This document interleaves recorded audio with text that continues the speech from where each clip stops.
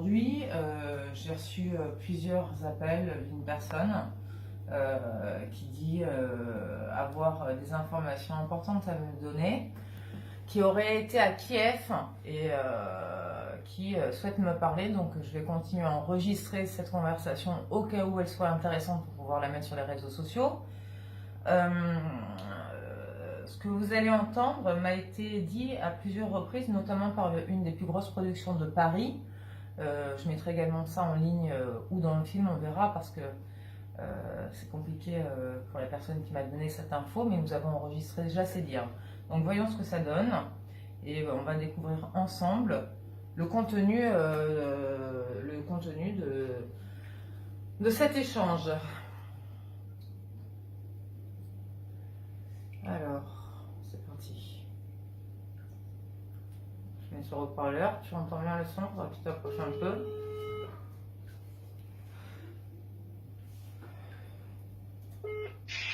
Allô? Oui, bonjour. Oui, bonjour, bonsoir. Bonsoir Anne-Laure Bonnel, je me permets de vous rappeler. Non, mais enchanté, écoute, merci beaucoup. Je vous écoute, vous aviez des choses à me dire apparemment. Non, mais écoutez, je suivais ce que vous faisiez sur Internet dans vos interviews. Il s'avère que moi j'étais à Kiev du 21 février au 5-6 mars et que effectivement, c'est assez passé dans les journaux, ça fait beaucoup d'appels de journalistes, parce qu'il s'est passé exactement à un moindre niveau ce que vous décriviez. C'est pour ça que je disais, tiens, je suis ce que vous faites et je sais que c'est entre guillemets beaucoup la voie de la vérité sur pas mal d'éléments, parce que j'ai vécu exactement la même chose pendant les 15 jours où j'étais à Kiev. Et si vous allez sur les réseaux, vous pourrez voir les interviews que j'ai eues sur LCI, TF1 et tout. D'accord. Alors, je n'ai pas trouvé pour l'instant, j'étais en ligne. Donc, qu'est-ce que vous avez vu, vous? Parce que c'est très difficile de... Ce que je vais vous dire, c'est très clair. Moi, j'étais dans le centre de Kiev, j'ai loué un appartement. Moi, je fais beaucoup d'affaires avec l'Ukraine depuis des années. Je suis entre Bahreïn, l'Arabie Saoudite et Genève. Et j'étais venu à ce moment-là pour voir mes amis ukrainiens avec qui je fais des affaires. C'était des gens du gouvernement et des gens privés. Donc, j'ai loué un appartement. J'étais une rue derrière Maidan, donc Reshatik Maidan. Donc, j'étais dans ce quartier-là où, à part les bombardements la nuit de loin et quelques tirs de calage dans les rues, et ça, c'est plus du grand banditisme du droit commun qu'on entendait.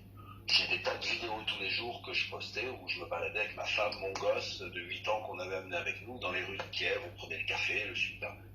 Et les journalistes m'appelaient et me disaient, Alexandre, tu peux pas nous trouver des... J'ai des tas de WhatsApp, hein, si un jour vous passez par Paris, je peux vous les montrer. Oui, oui. Les journalistes des grandes chaînes m'appelaient, ils disaient, Alexandre, tu pourrais pas nous trouver un supermarché qui est vide, il nous faudrait des vidéos comme ça.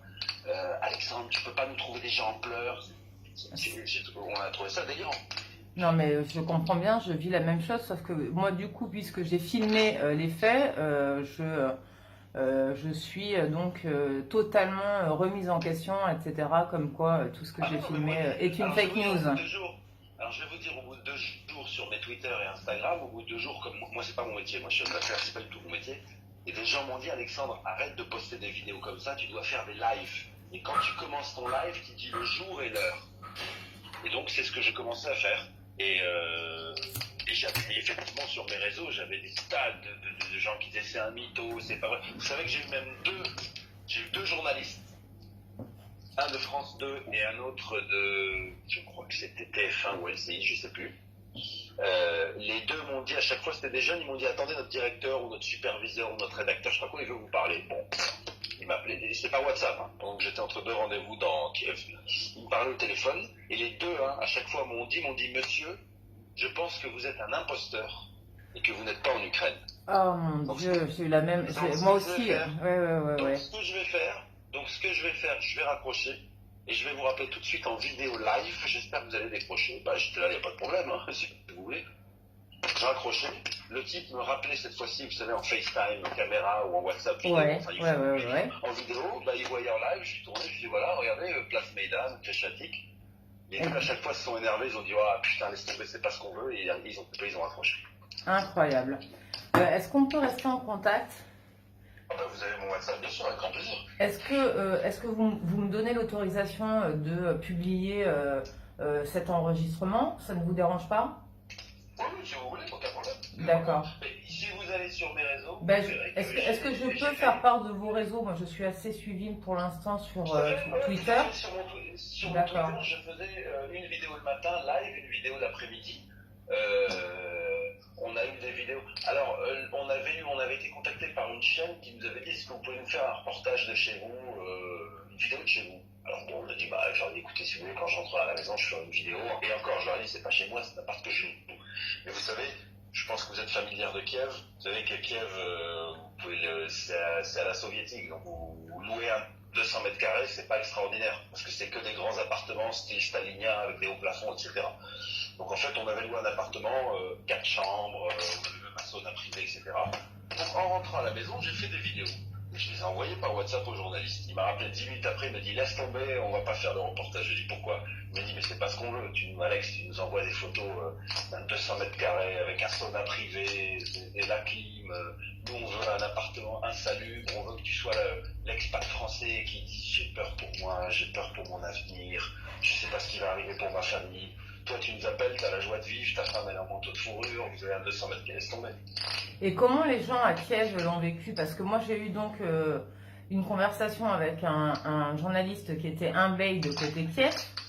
Et il me dit je suis dégoûté, il se passe rien.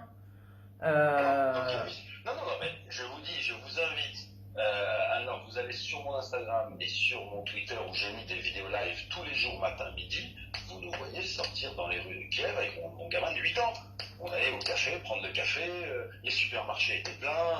Il n'y a que la nuit qu'on entendait, vous savez, les grands booms quand il y a le bombardement en dehors de Kiev. Ouais, je connais bien sûr, je vois tout à fait. Voilà. Et dans la nuit, dans Kiev, des tirs de calage, des tirs, etc. Mais ça, mes amis policiers avec qui je travaille, ils m'ont dit, ça c'est pas les Russes, ça c'est du droit commun, puisque les armes ont été distribuées à tout le monde. Exact. On a un gros banditisme dans les rues de Kiev. Exact. Et puis c'est pas avec deux tirs de calage qu'on renverse la ville. Donc c'était ça, c'était dans le centre-ville tous les jours. J'ai pu avoir une seule photo avec un journaliste casqué sur la place Maïdan, avec casque lourd et gilet pare-balles.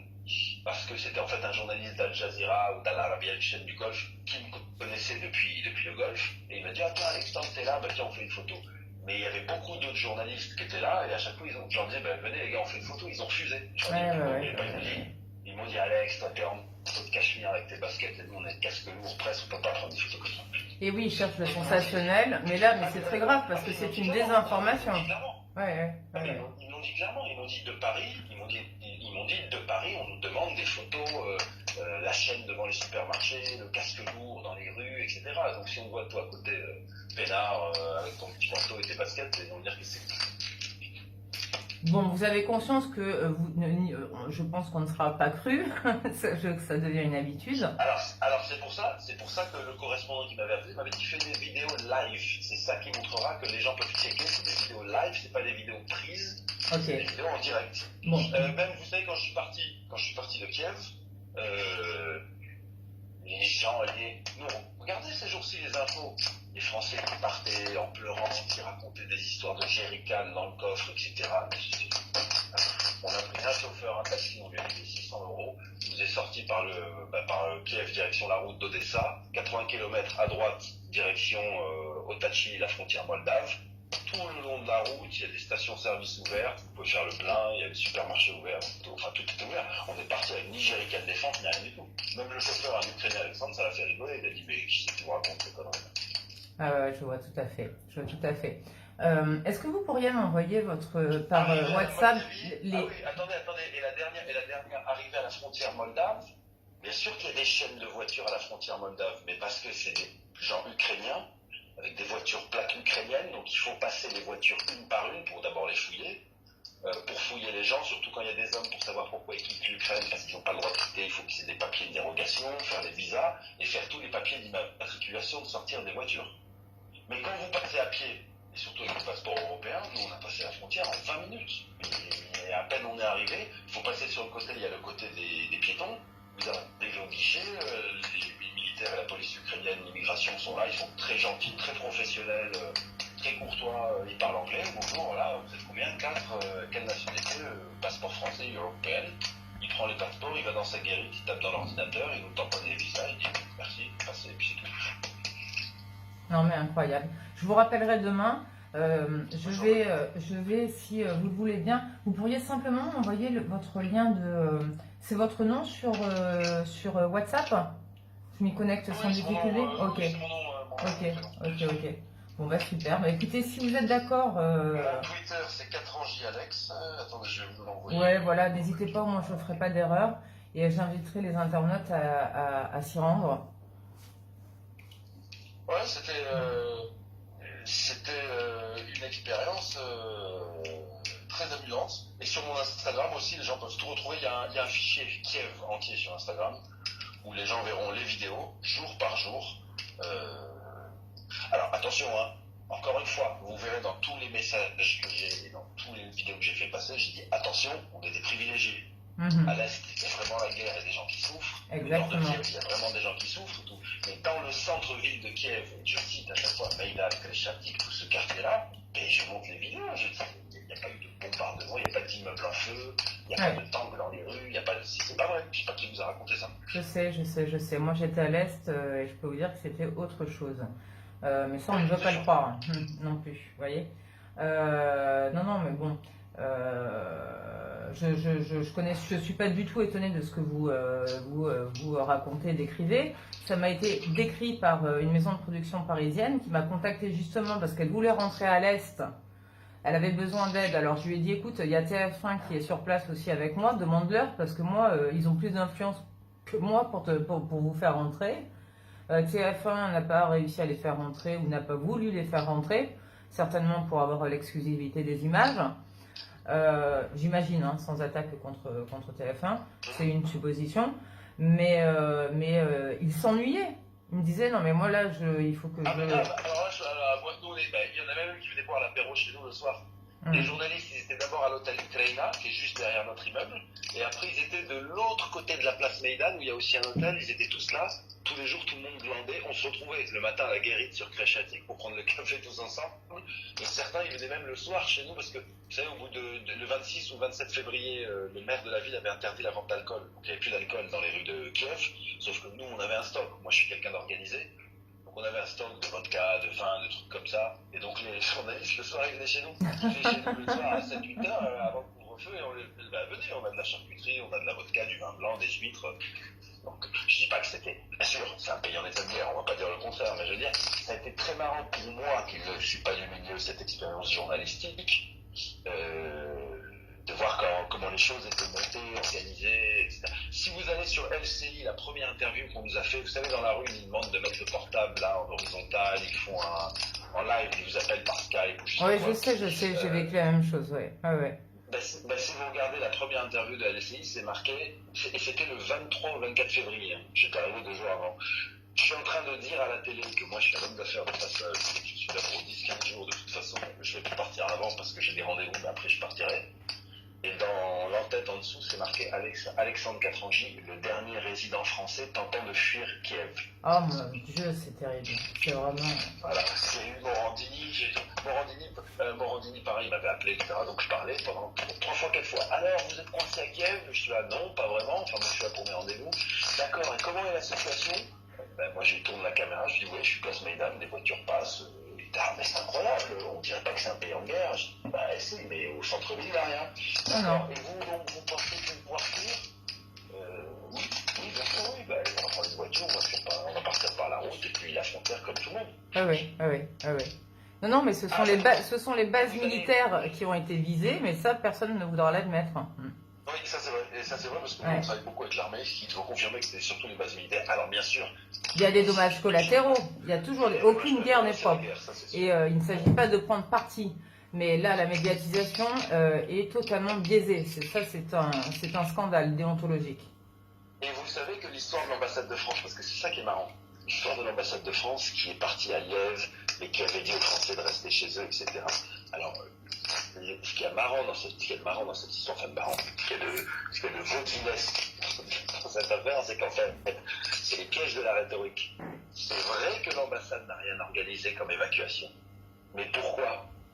Parce que quand on est au centre-ville de Kiev, on peut partir comme on veut, il n'y a pas du tout besoin d'évacuer. Et c'est pas comme... Moi j'ai vécu en Afrique où vraiment j'ai fait le Tchad, Centrafrique, Soudan, Libéria, Sierra Leone, Congo, puis après en Irak, etc.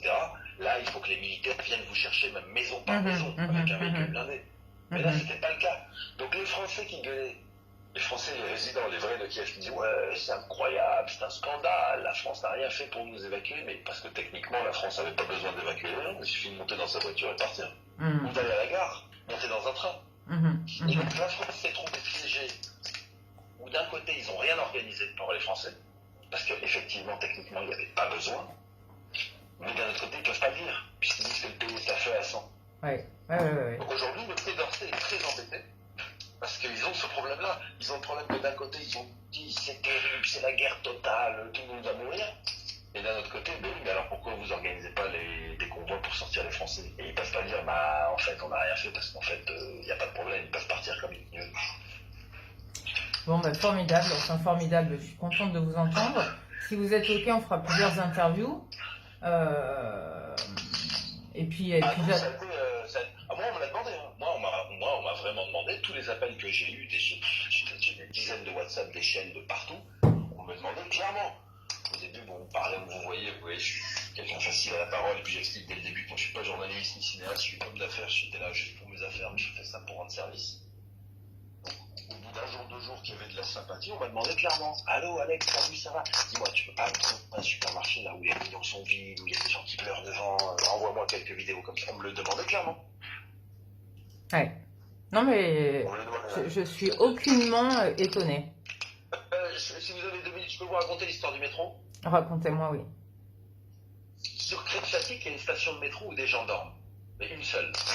Et nous, quand même, par précaution, on a dit avec ma femme, on a dit, on va quand même aller voir. On ne sait jamais, c'est normal. Si jamais ça se met à péter, à bombarder partout, il faudra peut-être qu'on descende dans le métro.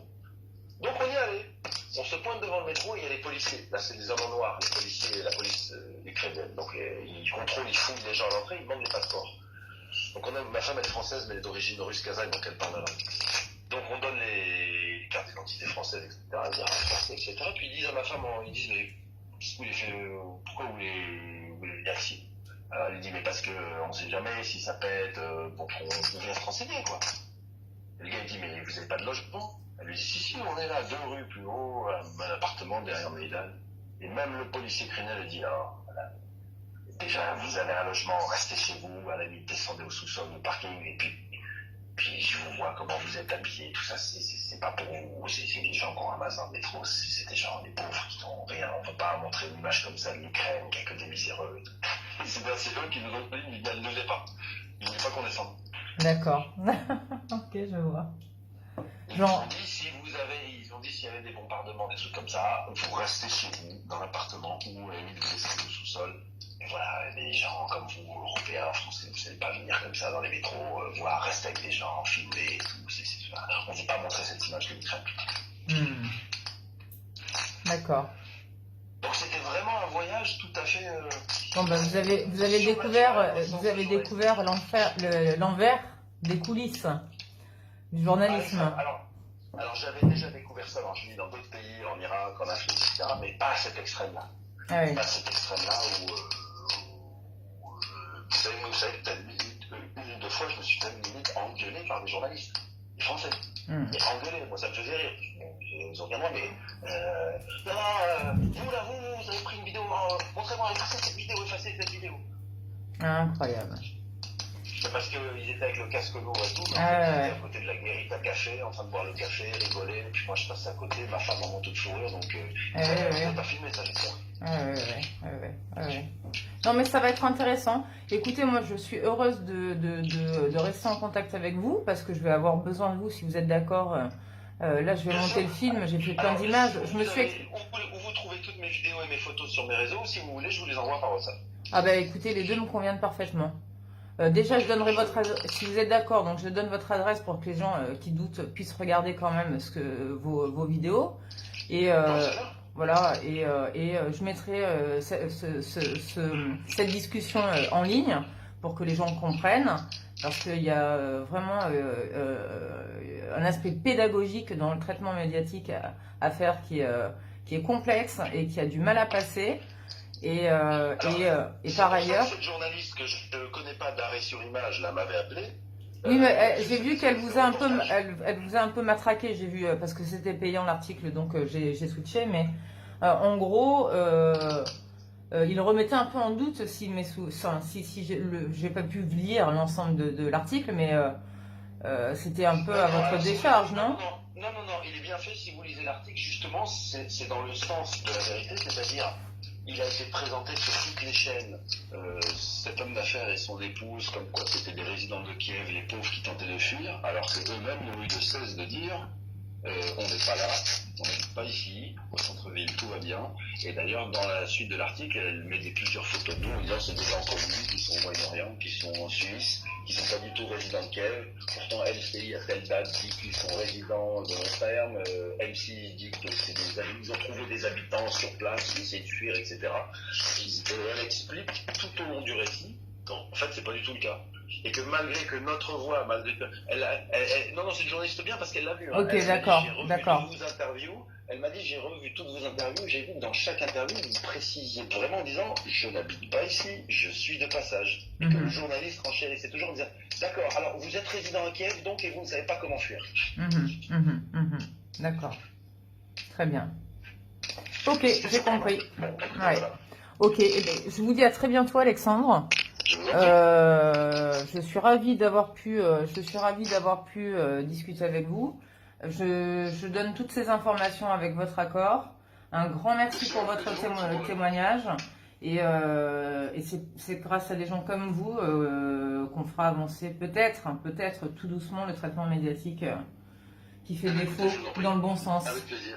Merci, merci bien. Je vous souhaite une bonne soirée à vous, à votre épouse et à très bientôt. Merci Alexandre. Au revoir. Non. T'as pas coupé? Donc,